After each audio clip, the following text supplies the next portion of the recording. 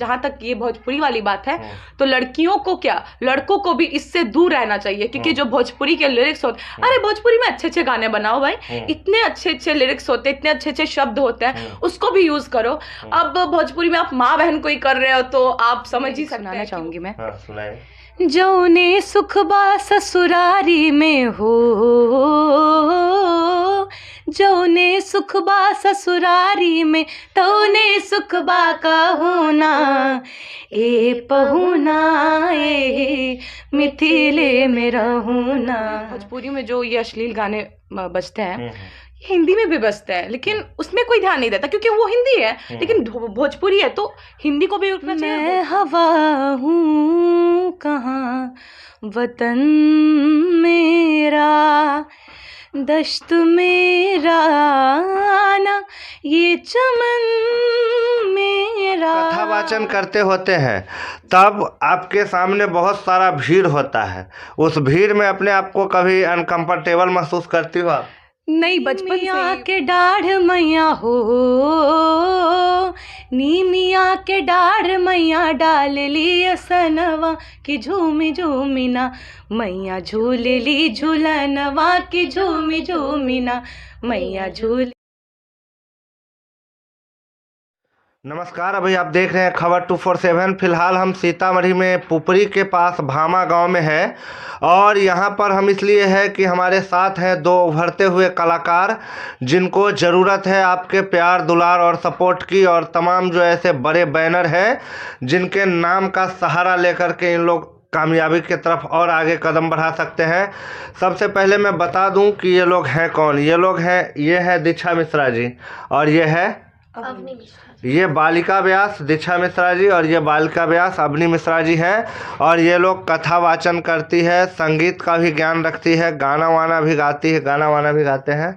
और क्या क्या करते हैं, कहाँ करते हैं, अभी तक इनका क्या परफॉर्म रहा है जीवन में, और आगे इनको क्या उम्मीदें हैं करने की, और आप लोग किस तरह सहयोग कर सकते हैं, इन्हीं बातों पर चर्चा करेंगे। सबसे पहले स्वागत करते हैं हम अपने चैनल में आपका, और आपके सभी दर्शकों को बालिका व्यास दीक्षा मिश्रा का सादर प्रणाम, और आपको भी प्रणाम मेरा, और मेरा भी इनके सभी दर्शकों को बालिका व्यास अवनी मिश्रा का सादर प्रणाम। अच्छा, आप ये बताइए, आप अभी कौन से कार्य क्षेत्र से जुड़े हुए हैं, क्या सब कर रहे हैं? देखिए, अभी तो हम रामायण के व्यास हैं, और हम मतलब कथा करते हैं, सुंदरकांड करते हैं, हनुमान आराधना जिसे कहा जाता है। और हम अभी तक यही कामना करते हैं कि हम लोग की जो मतलब जो हम लोग जो प्रयास कर रहे हैं वो आगे बढ़े, और यहाँ के जितने भी क्षेत्र हैं जहाँ पे हम लोग के कल्चर को छोड़ा जा रहा है, तो अगर आप आगे बढ़ रहे हैं तो आप पीछे भी देखो कि हम लोग जो कल्चर से जुड़े हुए हैं उसको छोड़ना नहीं चाहिए। तो हम लोग वही दर्शाते हैं कि अगर आप आगे बढ़ रहे हैं तो आप पीछे को भी देखो, क्योंकि आप पीछे से ही आगे गए हो, तो भगवान को भी देखना चाहिए, भगवान को भी थोड़ा टाइम मिलना चाहिए। और हम लोग का तो अभी ये प्रोफेशन हो चुका है, तो हम सभी यही प्रयास करते हैं। आपकी जितनी उम्र है, कितनी उम्र है आपके? 14 ईयर्स ओल्ड। 14 ईयर्स, 14 साल है। आपके उम्र की लड़कियां आमतौर पर मतलब दूसरे क्षेत्रों में ज़्यादा ध्यान लगाती है, इस तरह की मतलब समाज को बदलाव लाने वाली गतिविधियों पर ध्यान नहीं देती है, मतलब यह कह सकते हैं गंभीर मुद्दों पर वो विचार नहीं करती। आपका कब ऐसा मन किया कि हमको इस तरह कुछ करना चाहिए कि समाज में भारी बदलाव आए? देखिए, सबसे पहले तो ये मेरा प्रोफेशन बन चुका है, और क्योंकि मैंने देखा कि अगर इस प्रोफेशन को मैंने अपना लिया तो आगे इससे समाज भी उज्जवल हो सकता है। तो मैंने इस पे ज़्यादा गंभीरता से सोचना स्टार्ट किया कि हाँ, ऐसा भी हो सकता है। अच्छा, आपके ये जो प्रोग्राम है इसके पीछे आपके कोई और है मास्टर गुरु? हाँ, तो मेरा ऐसा कुछ नहीं है कि मैं करती हूँ तो मेरा ही सब कुछ है, मेरी मेहनत बिल्कुल भी नहीं है। मैं जो करती हूँ वो मैं एक मतलब एक खेलना जिसको बोलते हैं, तो मैं खुशी खुशी करती हूँ। मेरे में सबसे ज़्यादा हाथ है मेरे पापा का, और मेरे साथ जो अंकल रहते हैं, भारत के प्रसिद्ध बैंजो वादक नौशाद अख्तर जी, और नाल वादक हुसैनी जी, इन लोगों का सबसे बड़ा हाथ है, मेरा कुछ भी नहीं है। और मेरे पापा जो मतलब वो लोग कभी मेरे लिए गीत भी लिखते हैं जिसको मैं गा सकूं, और सबसे ज़्यादा योगदान उन्हीं लोगों का है, मेरा कुछ भी नहीं है इसमें। अच्छा, नहीं कुछ तो है। और मतलब आप गाना भी गाते हैं? हाँ, गाने भी गाती हूँ। तो कुछ ऐसा सुनाइए। मैं हवा हूँ कहाँ वतन मेरा, मैं हवा हूँ कहाँ वतन मेरा, दश्त मेरा ना ये चमन मेरा, मैं हवा हूँ कहाँ वतन मेरा। बहुत ज़बरदस्त, बहुत बढ़िया आवाज़ आपने सुनी, कितनी सुरीली आवाज़ है। ज़रूरत बस इस बात की है कि ये जो उभरते हुए सितारे हैं, इनको हम और आप मिल कर के वो मुकाम हासिल करवाए जहाँ जाने के लिए ये तैयार हैं, जहाँ जाने के लिए मेहनत कर रहे हैं। जब आप कथा वाचन करते होते हैं तब आपके सामने बहुत सारा भीड़ होता है, उस भीड़ में अपने आप को कभी अनकंफर्टेबल महसूस करती हो आप? नहीं, बचपन से ही मुझे कभी ऐसे नर्वसनेस होता है कि हाँ, इतने सारे लोग हैं तो परफॉर्म कैसे करना है। मुझे बचपन से, हाँ, बचपन में जब मैं फर्स्ट बार जब ऐसा हुआ था तो ज़्यादा नहीं मुझे ऐसा लगा था कि मैं ऐसे कैसे परफॉर्म कर पाऊंगी, बट अब नहीं होता, बिल्कुल भी नहीं। मतलब बचपन से ही नहीं होता था। मैं एकदम कॉन्फिडेंस के साथ कहीं भी परफॉर्म करती हूँ तो मुझे कभी डर नहीं लगता। अच्छा, आप लोग जब रामायण पाठ कराते हैं तो आप लोग को याद होता है या किताब को, रामायण को देख करके करते हैं? याद होता है, और कंफर्मेशन के लिए हम लोग वो रखते हैं, क्योंकि अब जैसे अब 4-5 साल से कर रहे हैं तो ऑफ कोर्स वो याद होगा ही। तो कंफर्मेशन के लिए बुक रखना पड़ता है ताकि अगर कुछ मिस्टेक हो जाए तो उस बुक में से हम लोग सॉल्व कर पाए।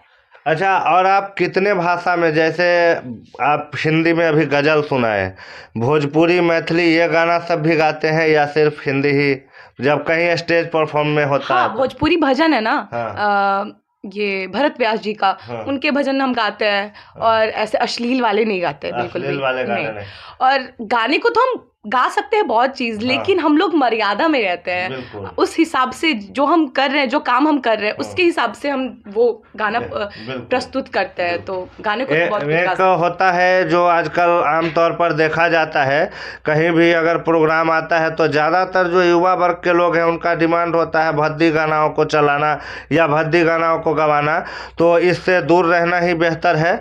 और जब आपने बात करी है तो पूछना चाहूँगा कि भोजपुरी की जो ये स्थिति बन गई है, अब इतने भद्दे गाने सब आ रहे हैं, तो इसको रोकने के लिए कुछ सेंसर बोर्ड होना चाहिए कि नहीं ये भोजपुरी इंडस्ट्री में? देखिए, अब जो भोजपुरी सॉन्ग बना रहे हैं उनको वैसे सपोर्ट मिल रहा है कि हाँ बनाओ यार, हम भी आपके साथ हैं। तो उनको और मोटिवेशन मिल रहा है कि अच्छा, ये अगर ऐसे पसंद कर रहे हैं तो मैं भी ऐसा बनाऊंगा। तो इसमें जो मिस्टेक है ना, बनाने वाले का तो है ही, लेकिन जो सुन रहा है उसको, ठीक है, उसका ज्यादा है। लेकिन देखिए, हम लोग जो है एक लोकतांत्रिक देश में है, यहाँ पर सरकार और कानून व्यवस्था नाम की भी कोई चीज है, बहुत चीज है, बट दिखती नहीं है कभी कभी हमें। तो युवा वर्ग जो ये खराब हो रहा है ना, ये माहौल जो खराब हो रहा है, उसमें सबसे ज्यादा जो है ये है कि मतलब सरकार तो देख रही है पर एक्शन नहीं ले रही। इतने भद्दे गाने बजते हैं, माँ बहन को गाली दी जाती है उसमें, लेकिन उसमें इनका कोई भी ऐसा कोई मोटिव नहीं होता कि इसको भी रोकना चाहिए, क्योंकि वो एक तरह से माँ बहन को गाली दी जाती है उस गानों में। तो इसको रोकने में तो सरकार का भी हाथ होना चाहिए। समाज जो है हमारी, तो वो बोलती है कि ऐसे सभ्यता में रहना चाहिए। सभ्यता, समाज खुद सभ्यता में है क्या? समाज के लोगों, ये लड़कियों को रोका जाता है कि तुम ऐसे मत सुनो, बट लड़कों को कहाँ रोका जाता है भाई? उनको भी तो रोको। सबसे ज्यादा तो इसमें लड़के कूदते हैं ना, तो उनको रोका जाता है।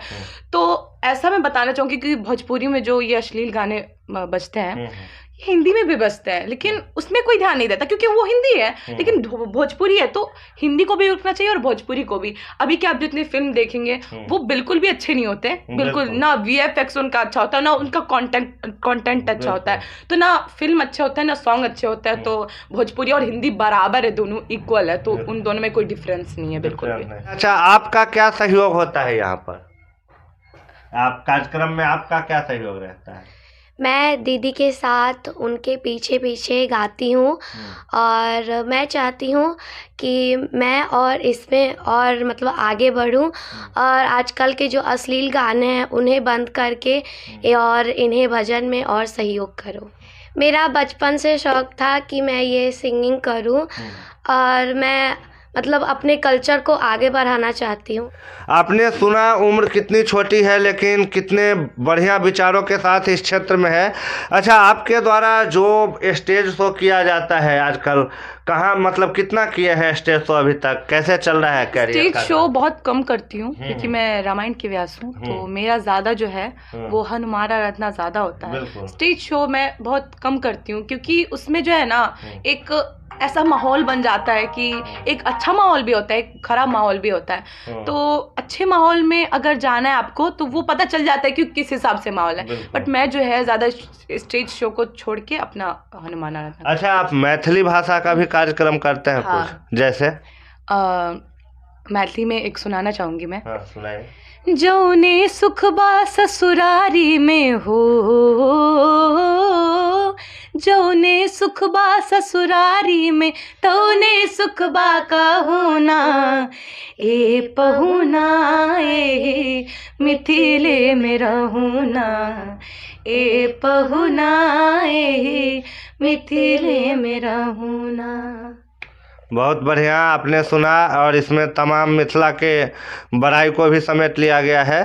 और आप लोग अपने फ्यूचर के लिए क्या प्रोग्राम किए हैं, किस तरह अपने आप को देखना चाहते हैं अगले 2-4 साल में?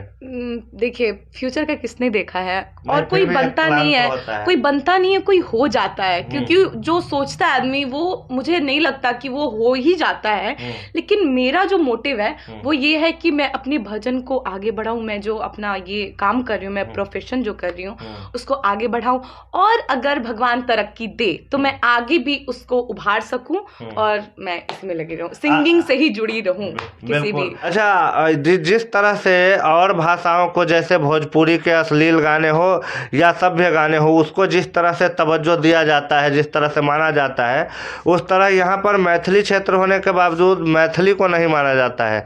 इसके पीछे की क्या वजह हो सकती है? देखिए, अब जैसे हम लोग भारत में रह रहे हैं तो भारत के जो लोग होंगे ना वो सोचेंगे कि अमेरिका जाना है, ठीक है। वो भारत को नहीं देखते कि मेरा भारत क्या है।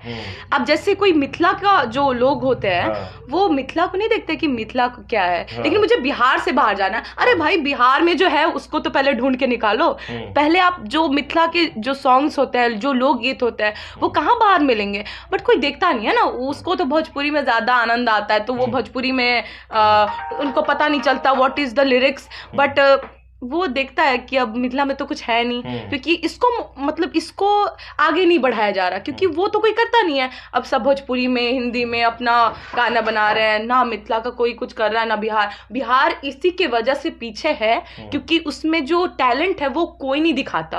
वो बाहर का टैलेंट हमेशा अंदर आता है, बिहार में आता है, बिहार का टैलेंट कभी बाहर नहीं जाता, इसलिए बिहार कभी उन्नति नहीं कर पाया इस समय। बिल्कुल, कहीं ना कहीं ये तमाम लोगों की जो नाकाफी प्रयास है, जो यहाँ के जो कला है उसको बाहर उकेरा नहीं जाता है, बड़े पर्दे पर नहीं लाया जाता है। अच्छा, आखिरी सवाल है आपसे कि जो नई उम्र की लड़कियाँ, आप लोगों के उम्र की लड़कियाँ भोजपुरी की तरफ या कम कपड़ा पहनकर वीडियो बनाने में लग जाती है और पूरे समाज को गंदा करने पर तुली है, उन लोगों को क्या संदेश देना चाहेंगे? आप कथावाचन करते हैं, आप धार्मिक काम से जुड़े होकर भी तो संतुष्ट है और बहुत अच्छे हैं। देखिए, जहाँ तक कपड़ों की बात आती है, मैं कपड़े को लेकर कभी ऐसा नहीं करती, क्योंकि आप कपड़े से कभी किसी को जज नहीं कर सकते कि वो ऐसे कपड़े पहनी है तो ये ऐसी ही होगी। बिल्कुल नहीं, आप उसका चरित्र उसके कपड़ों से नहीं अंदाजा लगा सकते। और जहाँ तक ये भोजपुरी वाली बात है, तो लड़कियों को क्या, लड़कों को भी इससे दूर रहना चाहिए, क्योंकि जो भोजपुरी के लिरिक्स होते, अरे भोजपुरी में अच्छे अच्छे गाने बनाओ भाई, इतने अच्छे अच्छे लिरिक्स होते, इतने अच्छे अच्छे शब्द होते हैं, उसको भी यूज करो। अब भोजपुरी में आप माँ बहन को ही कर रहे हो तो आप समझ ही सकते हैं कि वो कितना वियर्ड लगता है। और कपड़ों की जहाँ तक बात आई तो मैं कपड़े को लेकर कभी किसी को जज नहीं करती, और मैं कभी इसके बारे में नहीं बोल सकती कि ऐसे कपड़े पहने तो ऐसी ही होगी, तो बिल्कुल नहीं ऐसा कुछ। भरत व्यास का कोई गाना बता रहे? नीमिया के डाढ़ मैया हो, नीमिया के डाढ़ मैया डाल ली असनवा कि झूमी झूमिना, मैया झूलली झूलनवा कि झूमी झूमिना, मैया झूलली झूलनवा कि झूमी झूमिना। बहुत अच्छा। आपने देखा ये भामा छोटा सा गांव है पुपरी शहर के पास। कितनी प्रतिभा की धनी दो बहनें हैं यहाँ पर, और ज़रूरत है हम आपको कि मिलकर इनको इतना आगे ले जाए ताकि इनका जो प्रतिभा है वो पूरे भारत में हर जगह पर फैले और हर जगह इन लोगों को बुलाया जाए इनके शानदार कार्यक्रमों के लिए। बने रहिएगा खबर 247 के साथ। मिलेंगे अगले जो भी खबर होंगे उनके साथ। तब तक के लिए जय हिंद।